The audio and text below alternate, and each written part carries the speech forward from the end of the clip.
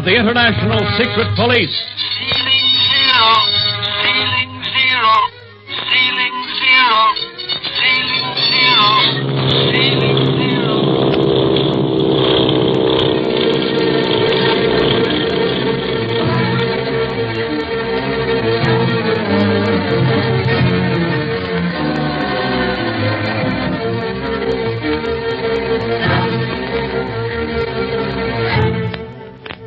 Speed Gibson, his uncle, Clint Barlow, ace operator of the International Secret Police, and Barney Dunlap, also of the police, are flying to Hong Kong, China, via the China Clipper to end the smuggling activities of the world's most dreaded criminal, the Octopus. At the Honolulu stopover, they become acquainted with Marcia Winfield, governess to little Jean Kingsley, and are startled when she tells them that she took the position so that she could go to China in search of the Octopus who has brought tragedy into her life. She asks their protection for the duration of the trip for the little girl's sake. Meanwhile, the Octopus has dispatched a renegade aviator, Splinters, in a special bullet plane to await the arrival of the China Clipper at Wake Island, and there kidnap Speed Gibson. At the moment, however, we find the boys talking things over several hundred feet in the air, about half an hour out of Midway Island. Yeah. You know, I wouldn't mind living on one of these clipper ships the rest of my life. Rides as easy as a big-calmed yacht. Good feed, sightseeing, and a guy can get a good night's sleep in one of them berths. One you got at Honolulu, huh, Barney? You're darn tootin', Speed. What with you and Clint using me as a battlefield to capture that smuggler?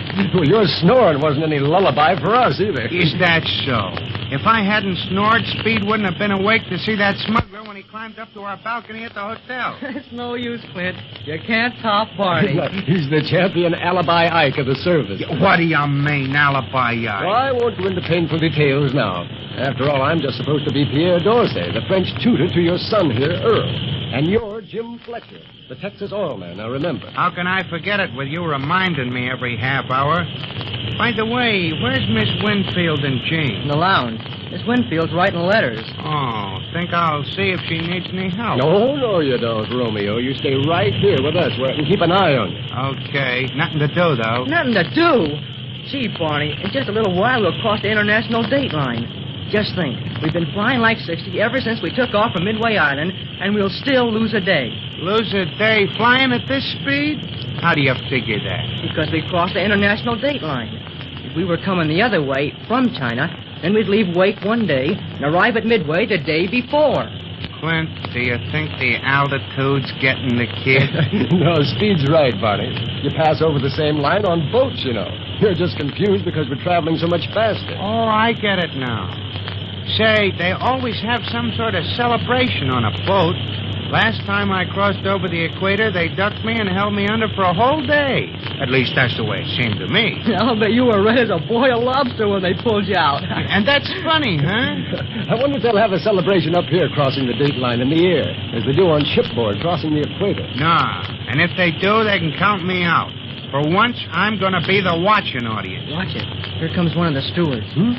Well, as I was saying, Monsieur Fletcher, the Clipper route is fascinating. You will remember that soon after we left Honolulu, we passed over the very sands that Sir Charles Kingsford Smith used as a landing field for his Southern Cross plane when he blazed the first sky route from San Francisco to Sydney, Australia. Beg pardon, gentlemen. Mr. Fletcher? Oh, yes, Stewart? The captain's compliments, sir, and he asks if you will not impersonate Father Time for the usual ceremonies when we pass over the time demarcation line. You mean to say that you have ceremonies up here in the air for that? Oh, yes, sir. Everything but the immersion, of course. And you were going to be in the watching audience. Yeah, that's right, lad. I should have stayed at Midway Island and enjoyed the fishing.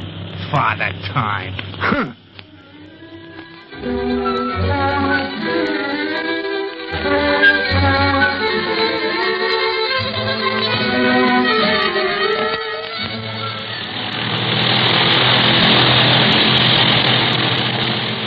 Radio OC-34 calling shortwave station OC-127. OC-34 calling OC-127. Come in, please. Ought to come in quick enough. I don't think that octopus ever leaves his set. He talks to me more by radio than when I'm with him in Hong Kong. Uh-oh.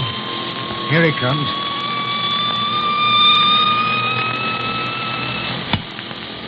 OC 127 to OC 34. OC 127 to OC 34. Stand by for two-way conversation. OC 34 all ready for two-way. Flinders, Yes, sir. I just sighted Wake Island. We'll land there shortly. Can't see nothing of the China Clipper yet. wait at Wake Island. Clipper will probably lay over since airway weather report warns of typhoon in Formosan waters heading for Wake Island. Typhoon? Well, that'll drown him, all right. That's a piece of weather that even I won't buck. You might, Flinders. What do you mean? The plane will naturally arouse curiosity. You have the story you are to tell the aviation officials. That you are trying to establish a new speed record between Guam and Wake Island for your own satisfaction. I got all that straight, but what about flying in a typhoon? Once you get Speed Gibson, you will have to take off, no matter what kind of flying weather you have. But, Octopus, you might as well tell me to send my bullet plane in a nosedive into the ocean right now. Typhoon flying's just another name for suicide. Are you going to obey my orders? You know what awaits you here if you fail.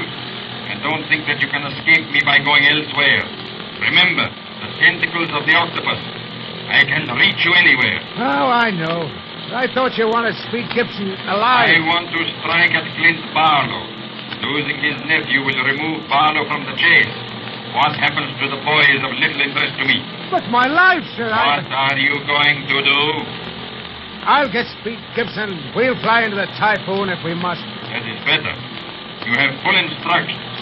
You are to stay by the plane as much as possible, so you will be in constant communication with me. Yes, sir. I'm circling Wake Island now. Very well. Land and tell your story to the officials. And tell it well. Tell it so that they will believe it. Or you will have to answer to me.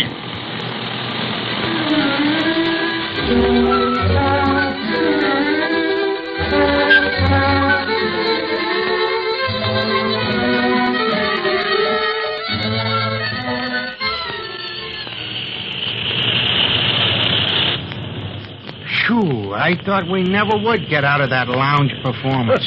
Oh, Father Time himself, huh? You've still got some cotton whiskers hanging on your chin there. I'll take them off, Barney. Thanks, kid. I was kind of nervous when the steward was putting them on me. Thought maybe he'd find out I had a phony mustache and a squint. He was laughing too hard to examine your face, pal. You should have seen yourself when they put that paper crown on your head. Looked more like a dunce cap. Yeah, well, let me tell you, not all dunces wear caps. Jose, get off your high horse, cowboy. Here comes Gene. Now remember who you are. Guess I'd better put these glasses on again, too. Hello, everybody. Mr. Fletcher, I want to tell you what a wonderful father time you made. I laughed so You much. too, Jean? I thought you was my friend. I am. I wasn't laughing at you, but with you. You sure were having a good time initiating the passengers over the international date line. I'll have to admit I got a kick out of it, all right. I'm sure glad to have one of these international dateline certificates they give to everyone who flies over the line. Boy, listen to this. The main of Phoebus Apollo, ruler of the sun and heavens, know all peoples that Earl Fletcher, once earthbound and time-laden, is now declared a subject of the realm of the sun and of the heavens with the freedom of our sacred eagle. That with the speed of our flaming chariot, this subject did fly the Pacific skies over the international dateline, which mortals designed to mark off in the limit of days our eternal course through the skies. All right. You didn't have to read your certificate to us. We all got one, and as far as I know, we can all read. Yeah, Pop, but I like the sound of those words. It makes you feel like somebody. I'm awfully proud of my certificate, too, Earl. And I like these pictures of the sun, moon, and stars around the edge, and the flaming chariot, and the clipper ship. I love this whole trip, especially the Goonie birds. Mr. Dorsey, you think there'll be any Goonie birds on Wake Island like there was on Midway? Well, very probably, mademoiselle. They're so funny and awkward. I would have liked one for a pet. You'll have a heck of a time keeping a Goonie bird aboard the China Clipper. I got a kick out of those Goonies, but the birds that moaned and groaned gave me the heebie-jeebies. Wonder what they call them. Don't know, Pop, but the Clipper captain himself pointed out the terms frigate birds and giant albatross. Boy, they're colossal. Yep, colossal albatross. Hear that, Mr. Dorsey? You have to teach him better than that. Well, youth always exaggerates, Monsieur Fletcher. Well, they were big, and so were the fish. Hope I can get in some more fishing at Wake Island. I think we'll have to stay in the hotel at Wake. Well, what do you mean, Gene? The steward just told Marcia that a typhoon was heading for Wake Island. We'd probably have to lay over until it passed. Typhoon, Leo? Well, then we'll be late getting to Hong Kong. Oh, not very late, Monsieur Fletcher. These typhoons are terrible, but very quick. Look, there's Wake Island ahead now. I don't see any signs of a storm anywhere. It's coming from Formosa, he said. The aviation weather reports give a clipper plenty of warning, Earl. They may have a half a day of clear flying weather ahead. But if there is any danger whatsoever of a bad storm crossing their path, they are ordered to remain grounded until all is clear once more. Well, as swell as this clipper plane is to ride in, I'll be glad to walk on land again. Sort of get air legs up here. It won't be long now. Boy, look at that pretty lagoon we're going to land in. And look, people are coming to the dock to meet us. You can certainly see good, Earl. Let me look through those glasses. No, they're too strong for your eyes.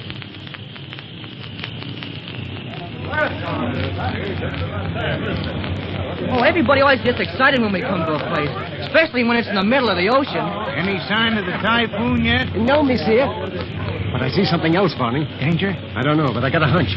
Look at that plane down there. Boy, a two-seater and built for terrific speed. No familiar identification marks.